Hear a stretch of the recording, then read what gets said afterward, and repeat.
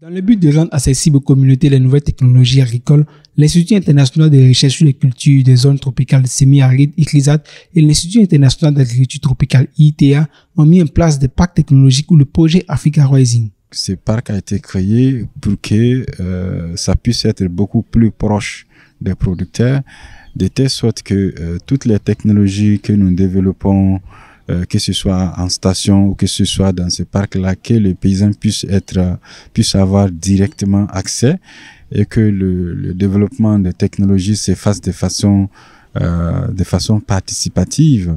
Donc, ça c'est un aspect. L'autre aspect est que si les paysans participent au développement des technologies, donc ça rend l'adoption des technologies beaucoup plus facile et beaucoup plus rapide parce qu'ils sont à la base, ils sont associés depuis la base. Le développement des technologies passe par plusieurs étapes. Donc on commence d'abord soit dans le laboratoire, soit au niveau de notre station de recherche, et ensuite on vient pour la seconde phase, on vient dans les parcs pour partager ce que nous avons avec des producteurs et on fait des visites, des journées portes ouvertes comme ça pour que les producteurs choisissent les technologies qui correspondent à leurs besoins.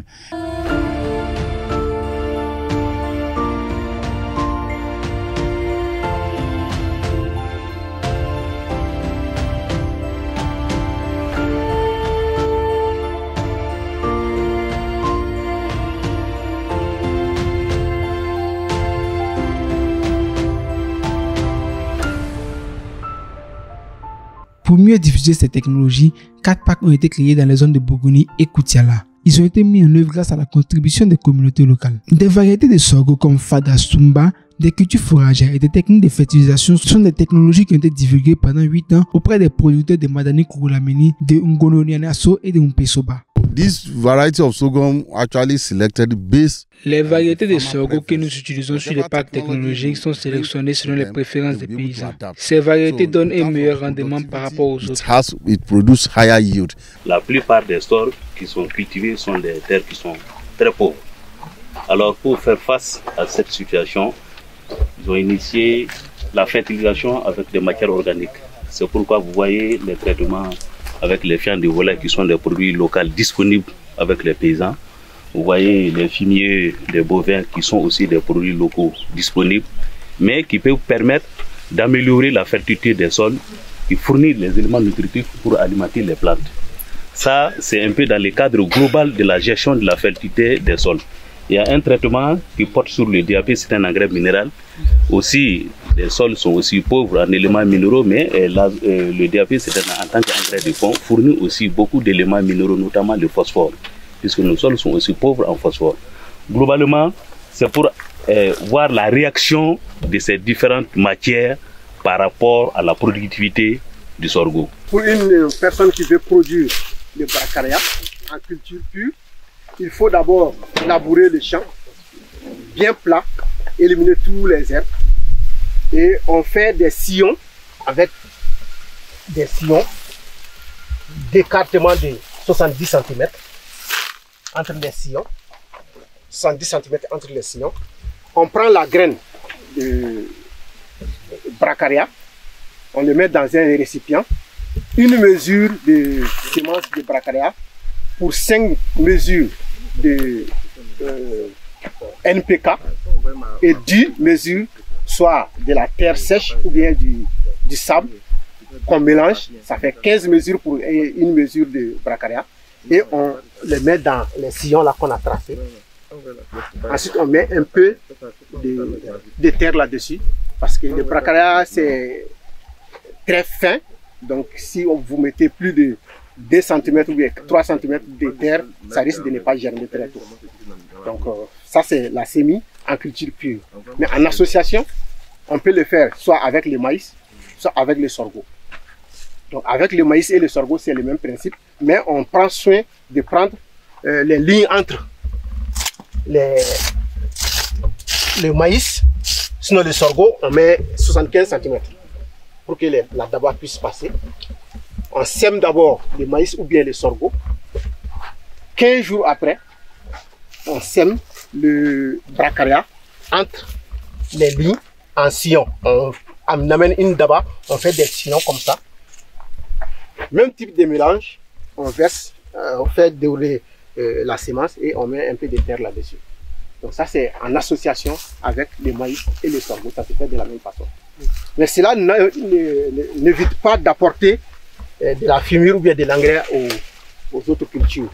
Donc, comme on sait que le maïs 15 jours après ou bien le sorgho 15 jours après, on peut amener du NPK. Donc on peut mettre le NPK au niveau du maïs. Mais le sarclage se fait en ce moment à la main. On ne peut pas amener des animaux encore pour faire le sarclage parce qu'il y a le bracaria entre les lignes. Parmi les trois traitements, bracaria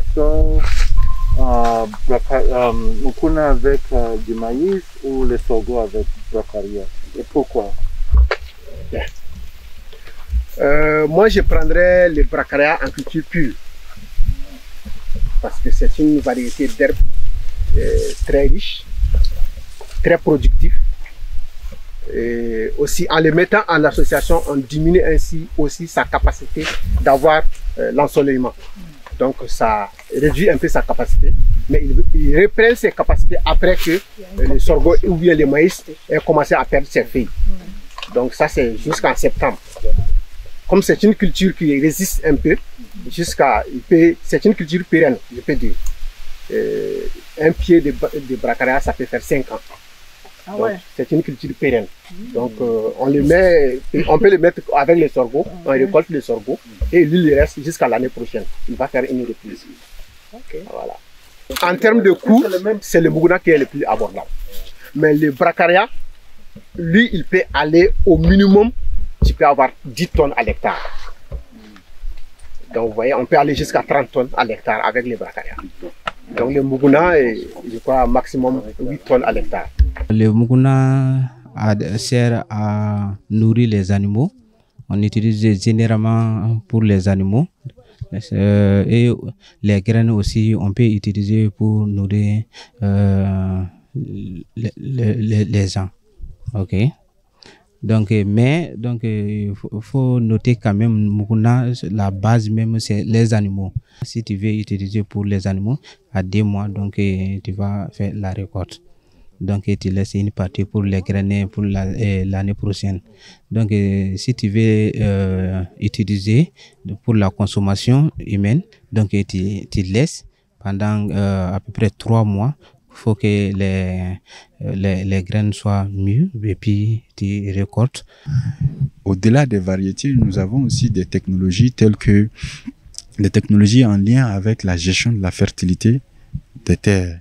Donc, il s'agit de la production de compost améliorés. Il s'agit aussi de l'utilisation de ces composts et aussi de l'utilisation de ce qu'on appelle la microdose, qui sont des technologies qui permettent non seulement de réduire les coûts de production à l'échelle de la parcelle, mais qui permettent d'améliorer significativement le rendement et donc contribuer de façon significative à la sécurité alimentaire. La plupart de ces technologies sont en train d'être appliquées par les producteurs dans les champs.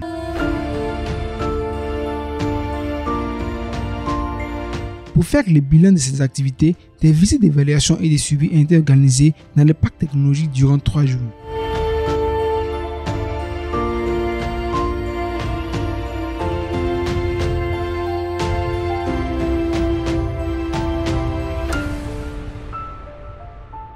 Les systèmes qu'ils ont appris dans les parcs, ils ont appliqué ça dans leurs champs.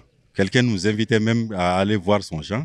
Et le rendement, il parlait de 30 hectares, 30 tonnes dans un seul hectare pour le sorgho. Donc, ça contribue à la sécurité alimentaire. Déjà, les connaissances acquises là nous a permis même de nous orienter nous-mêmes qui sommes des autorités. Parce que souvent, ils amènent les variétés et puis on les demande en matière d'élevage, qu'est-ce que nous devrons faire. C'est eux-mêmes qui apportent les idées. C'est ce qu'ils ont appris ici, ils nous amènent ça. Lors de l'élaboration du PDC et lors de l'élaboration encore du budget, c'est eux-mêmes qui donnent les idées. La pérennité des activités que nous menons au niveau du parc est pour nous un grand défi. Parce qu'à travers le parc, nous avons pu amener beaucoup de producteurs à apprendre beaucoup de technologies qui sont liées surtout au changement climatique. Voilà, les technologies intelligentes qui permettent de faire face au changement climatique sont beaucoup appliquées dans ce parc. Il ne faudrait pas quand même qu'on ait fait des efforts pendant des années et après le départ du projet, que ça reste vain. Donc c'est ce que nous voulons éviter. C'est ce que nous voulons éviter. C'est pourquoi je parle en termes de pérennisation, que les producteurs d'abord apprennent ça et que nous, les autorités municipales, qu'on les accompagne. Parce que nous sommes des agents de développement. La pérennisation de ces technologies agricoles est une garantie de sécurité alimentaire, de fertilisation des sols tout en ayant des impacts sur les revenus des cultivateurs et éleveurs.